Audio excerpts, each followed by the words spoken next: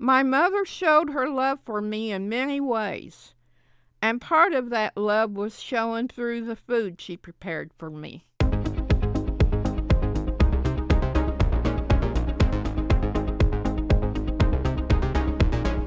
Welcome to the Telling It Our Way podcast. I'm Ally. And I'm Becca. And in this podcast, we'd bring you stories by disabled people about disabled people. Stories from the daily lives of self-advocates with intellectual and developmental disabilities. These are real people with complicated lives. They don't want your pity, and they don't exist to inspire you. Yeah, this is not inspiration porn. So, Becca, today we're talking about food. Ah, yes. Ha! And the timing could not be more perfect. We are coming up on some feasting holidays. What's your favorite holiday food or treat or meal? And I know that you spent some time living in the Southwest, so what's your favorite thing food-wise out there? What do you miss? Well, okay. So, as I've said on other episodes, I am a lifelong vegetarian. So in terms of holiday foods, I'm a real sides queen. I'm all about your mashed potatoes, your green bean casserole, your parsnips, right? Parsnips? Oh. Okay. You're not into parsnips? I don't have strong feelings about parsnips. They just never end up on a holiday table at my house. Oh, you got to change that. Right. So I'm all about sides, all about bread, all about the carbs. Those are my Midwest roots, right? And when I was out in the Southwest, right, you get the best kind of like fresh fruit, especially I have not found an avocado to my liking since I've come back to Ohio. Yeah, I don't think I've ever had a fresh avocado in my life. Oh, it'll change your life. That does sound nice. Yeah. But I mean, in all fairness, Midwest is best. We've got the best food. Well, I'm from New England, and I have to say those might be some fighting words here, because I think New England, as far as things go, you got your Indian pudding, which is actually just a old term for a pudding recipe that came over with the Puritans, but it uses cornmeal instead of flour. But it's got a lot of molasses, and it's delicious. Okay. Well, you didn't sell it with that description. What can you do? Apple pie? Okay, I don't know that New England can claim apple pie. I actually don't think the United States can claim apple pie. It's part of our colonialist roots. Well, I mean, this is clearly a contentious issue, and we could be here all day, but we're not here actually to talk about our favorite foods. We're here to hear some stories about food. Right. I'm really excited to bring Diana's story to our listeners today. She tells the most beautiful story about one of her favorite things to eat as a child, and you can taste it as she's talking about it. Yeah, let's hear it.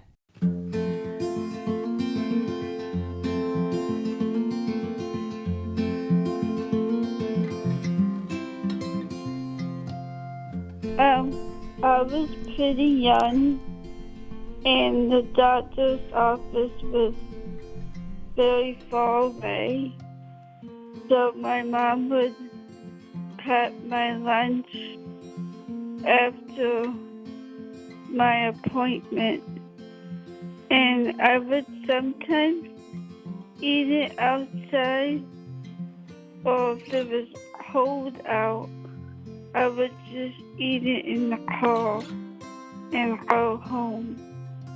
It was the same lunch every time, which was fine with me. It was a sandwich with wheat bread, with creamy peanut butter, and honey and bananas. The bananas were my favorite because I could have a mixture when I bit into it. I really liked the honey. That was a special treat for me. My mom would cut it in four, so it was one big sandwich with 4 little bite-sized portions. And then when I was finished with that, I would eat grapes. And then I would drink apple juice. I still love apple juice and peanut butter to this day. The peanut butter was always creamy. I didn't like crunchy peanut butter.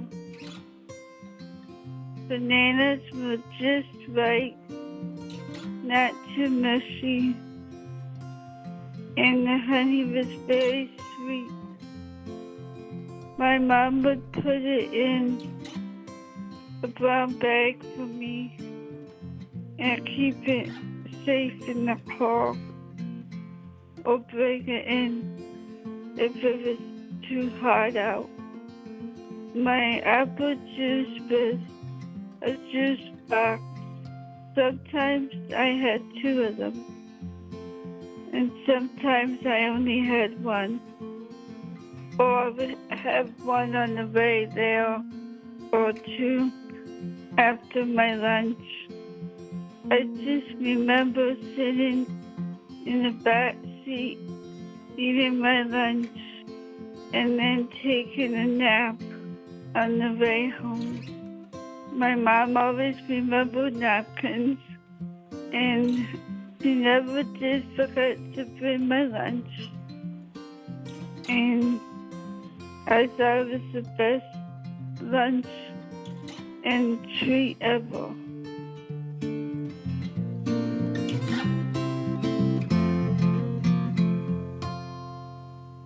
Thanks, Diana, for that story. What I love about Diana's story is that I can taste the sandwich. I can feel it in my mouth.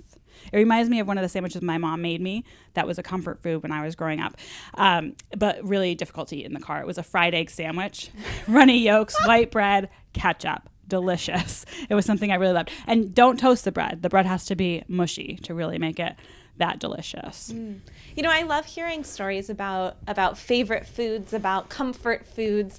But when I'm thinking about how food relates to kind of some of these topics we've talked throughout the course of our first season, I've been thinking a lot about choice, right? And getting to choose what sort of foods that you want to eat. And that's not always a guarantee in the lives of many people with intellectual and developmental disabilities. No, I mean, for one thing, food can be hard to afford. It can be hard to access in terms of being able to make your own food. Mm-hmm. Yeah, right. And as we talked about earlier in the season, we got the burrito test here, right? Even if you've got foods that you like, you might not have the ability to make them whenever you want or make them for yourself at all.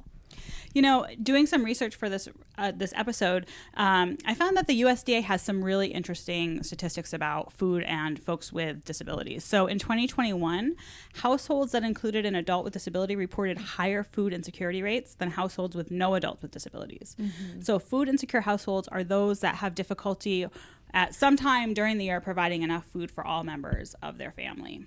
Right. So we've got these issues around access to food, you know, just as a baseline, right? Affordability of food deserts, right? So where are the kinds of places where people with disabilities are living? And do they tend to be places that also tend to be food deserts? And we find that the answer is yes, of course, food deserts are related to lower socioeconomic status. And we know that more people with disabilities have lower socioeconomic status than non-disabled people and so forth, right? They're all compounding issues.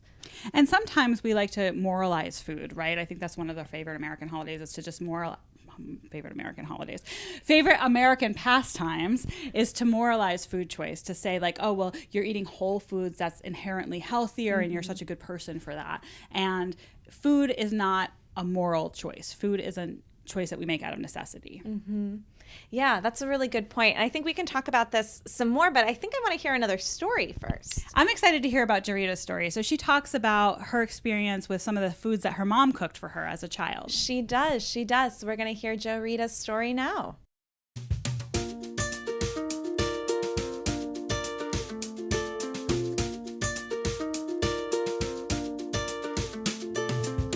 I have several favorite foods, but one of them was my mother's barbecue. She would cook a roast. Once it was done, she would tear it apart and douse it with barbecue sauce. It resembled a brown-red color and was very tender. It had a sweet smell that filled the house with the rich aroma of a sandwich I always looked forward to. One of my other favorite foods was Mom's mac and cheese. She would cook the pasta until it was fork tender. Then she would drown it in cheese, milk, and butter. After baking for about an hour, it was done and had a very creamy texture and had a heavenly smell that permeated the entire kitchen. I always looked forward to these dishes.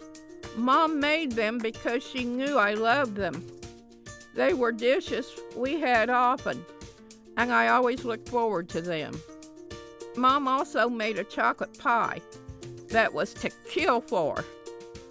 It was a mild and smooth chocolate that was not too strong.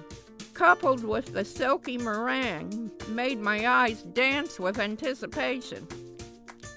It was one of the things I really looked forward to. But I think my very favorite were the Dairy Queen chocolate milkshakes. Since I had cerebral palsy, Mom was afraid to let me do a lot of things that other kids my age did for fear I'd get hurt.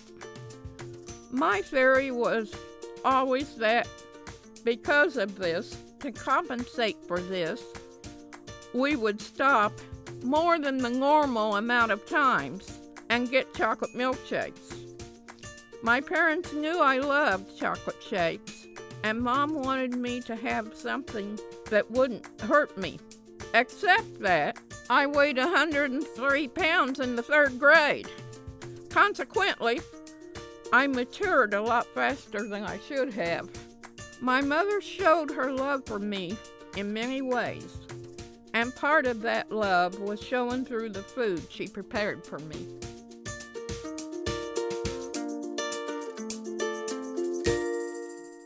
All right. Thank you, JoRita, for that story. I think what I really appreciate about that story, and actually the reason that I think we wanted to do a food episode at all, is because food has so much meaning, right? It carries so much meaning. It is how we form connections with each other. And so I hear in JoRita's story the way that thinking about the food she had in childhood make her think through the relationships she had with her family members. And then now she's reflecting back on that after having decades and decades of experience. And I just think it's cool that food can bring us to this place to reflect on our entire lives. Well, they say food memories and scent memories in particular are our earliest memories, right? They bring up some of those most intimate moments that we have from our youngest periods in growing brain development. So it makes sense that food would inspire us to think really deeply back into our past. Mm-hmm. You know, actually, when I run storytelling workshops, one of the very first prompts I always start with is describe a food that you love with all of your senses. And that tends to get us kind of started to start to think through some of these other memories we have too. Yeah, and I think that can be a really important way to dig into some of the issues that we have. We talk about sometimes people with intellectual and developmental disabilities not having a seat at the table and not being considered full citizens, right? And so being able to find common ground and to be able to dig into some of the things that we can all relate to can be really helpful. Yeah, I love that, right? And food is this thing that we can all relate to. We all eat. In fact, I'm going to go eat right now, actually. That sounds amazing. I think it's just about time for dinner. Yeah. Before we end, I want to thank our contributors, Diana and JoRita, our associate producer, Connor Smenner, and the Telling It Our Way advisory board members, JoRita Fox, Quinn Thomas, and Gavin Daly. And special thanks to WGTE and our producer, Chris Pfeiffer. To access transcripts for this show and any other show notes, please visit wgte.org/ourway. I'm Ally Day. And I'm Becca Monteleone, and you've been listening to Telling It Our Way. WGTE. Voices around us. WGTE is supported in part by American Rescue Plan Act funds allocated by the City of Toledo and the Lucas County Commissioners and administered by the Arts Commission.